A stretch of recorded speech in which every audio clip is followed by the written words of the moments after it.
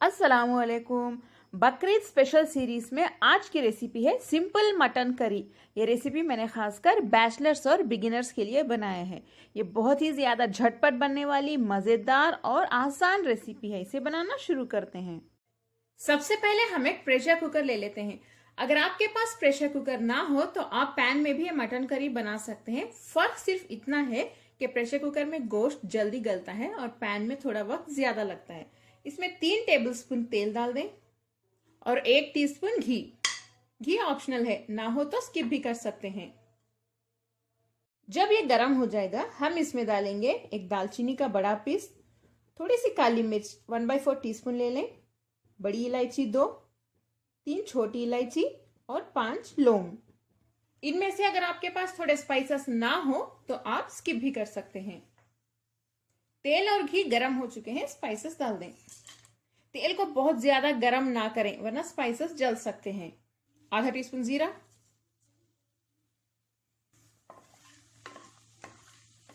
15 second के लिए इन्हें सॉटे कर लें ताकि इनकी खुशबू तेल में आ जाए।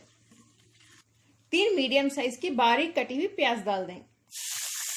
फ्लेम को हाई पे रख के प्याज का रंग सुनहरा यानी गोल्डन ब्राउन होने तक फ्राई कर लें। प्याज को बारीक इसलिए काटना है क्योंकि खाते वक्त प्याज ना आए। इस तरह से काटने से जल्दी घुल जाती है हमारे ग्रेवी में। और प्याज को बहुत ज्यादा डार्क भी ना करें, सिर्फ गोल्डन ब्राउन, तभी अच्छे से ये घुल जाएगी। प्याज का रंग देख सकते हैं आप, अच्छे से गोल्डन ब्राउन हो चुका है, इतना काफी है।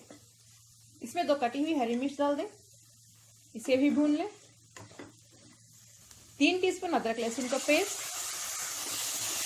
इसमें कच्ची बू जाने तक भूनते रहिए। थोड़ा सा नमक डाल दें।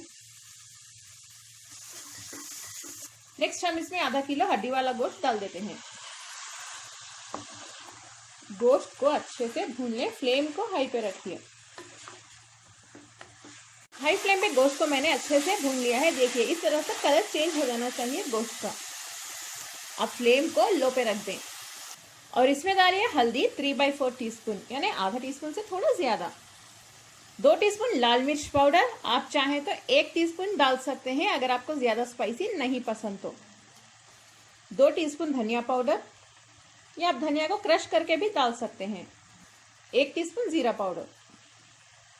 इन मसालों को डालने के बाद थोड़ा सा पानी डाल के भूनिए वरना ये ग्रेवी कड़वी हो सकती है। इसे 1 मिनट के लिए भूनने के बाद हम इसमें डालेंगे 2 बड़े साइज के कटे हुए टमाटर। इसे भी अच्छे से भून लें, टमाटर सॉफ्ट होने तक भूनते रहिए।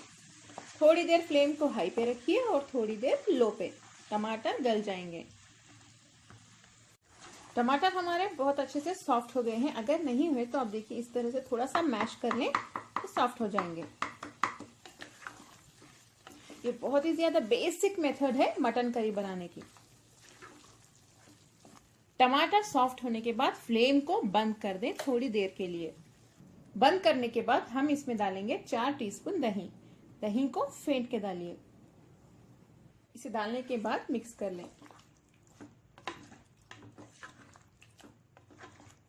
अच्छे से मिक्स करने के बाद फ्लेम को ऑन कर दें।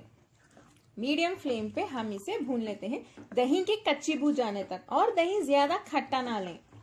फ्लेम बंद करके दही डालना इसलिए जरूरी है क्योंकि अक्सर दही डालने के बाद ग्रेवी में दही फट जाता है। ऐसा ना हो इसलिए फ्लेम बंद करके ही डालिए। दही डालने से ग्रेवी में थिकनेस आती है और टेस्ट भी आता है और इसका टेक्सचर भी बहुत ही ज्यादा क्रीमी हो जाता है। अगर आपको दही ना पसंद तो आप स्किप भी कर सकते हैं, जरूरी नहीं दही डालना, क्योंकि थोड़े लोगों को पसंद नहीं होता दही ग्रेवी में। अब इसे अच्छे से भून लें। फ्लेम को मीडियम टू हाई पे रख दें। यही मेथड फॉलो करके आप चिकन भी बना सकते हैं। नमक मुझे कम लग रहा है, थोड़ा डाल देते हैं। 2 से 3 मिनट के लिए इसे अच्छे से भून लें। आप इसे जितना अच्छे से भूनेंगे उतनी ही टेस्टी हमारी करी यानी मटन करी बनेगी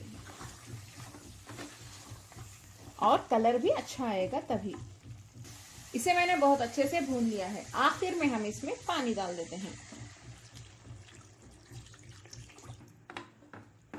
अगर आपको मटन ग्रेवी ज्यादा और पतली चाहिए तो पानी ज्यादा डालें।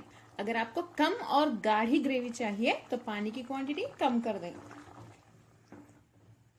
इसके ऊपर लिड बंद कर देते हैं और विजिल यानी सीटी लगा दें। फ्लेम को हाई पे रखिए, सीटी लगा दें। सीटी लगाने के बाद जब एक विजिल आ जाएगी, फ्लेम को लो पे रख दें 15 मिनट के लिए। उसके बाद लिड ओपन करके देख लें, गोश्त अच्छे से गल जाएगा। ना गले तो और थोड़ी देर पका लें, यानी गोश्त कंप्लीटली गलने तक हम इसे पकाएंगे। अगर आप पैन का यूज कर रहे हैं तो फ्लेम को लो पे रख दें और गोश्त गला लें। वीडियो के नीचे देखिए इस तरह से सब्सक्राइब रेड कलर में लिखा होगा, उसे प्रेस कर दें। जैसे ही आप प्रेस करेंगे देखिए एक बेल आइकॉन नजर आएगा, इसे भी प्रेस कर दें। जब आप इसे प्रेस करेंगे तो ऑल, पर्सनलाइज और नन 3 ऑप्शंस आएंगे। ऑल प्रेस कर दें, तभी आपको मेरे सभी वीडियोस के नोटिफिकेशंस मिलेंगे, वो भी फ्री। देखिए हमारी बहुत ही ज्यादा जबरदस्त quick and simple mutton curry अब तैयार है। गोश्त भी बहुत ही अच्छे से गल चुका है। कितनी यमी लग रही है, आप देख सकते हैं ना। आखिर में इसके ऊपर थोड़े से कटे हुए धनिया के पत्ते डाल दें। अगर आपको करी और ज्यादा गाढ़ी चाहिए तो इसे और थोड़ी देर लो फ्लेम पे पका सकते हैं। गोश्त भी देखिए बहुत अच्छे से सॉफ्ट हो गया है, देख सकते हैं ना। कमेंट में जरूर बताएं simple mutton curry specially for bachelors and beginners आपको कैसी लगी।